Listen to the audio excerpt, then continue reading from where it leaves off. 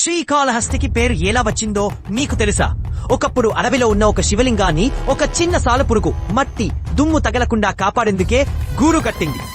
కాసేపటికి అక్కడికి నాగమణి ఇది నా శివయ్య అంటూ తన విషంతో పూజించి తన తల మీద ఉన్న మణిని శివలింగం పైన పెట్టింది. అంతలో ఒక ఏనుగు వచ్చి ఆ రత్నాన్ని తొలగించి గంగా జలాలతో అభిషేకం చేసి పుహ్రతో పూజించాడు. ఈ మూడు ఎవరికీ తెలియకుండానే ఒకే శివలింగాన్ని పూజిస్తూ ఉండటమే విశేషం. ఒకరోజు కోపంతో ఉబెత్తున బుసకొట్టిన సర్పం ఏనుగు పైకి దూకింది. ఏనుగు తన తొండాన్ని పెద్ద రాయికి గుద్దుకున్నప్పుడు సాలెపురుగు, సర్పం, ఏనుగు ముగ్గురూ మరణించారు. శివుడు ప్రత్యక్షమై వారంతా తనకి భక్తితో పూజించినందుకు ప్రాణం పోసి మోక్షం కలిగించాడు.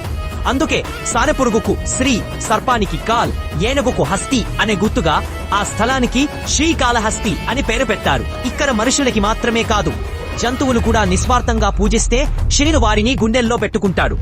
ఓం నమః శివాయ అని కామెంట్ చేసి మరిన్ని విషయాల కోసం సబ్స్క్రైబ్ చేసుకో.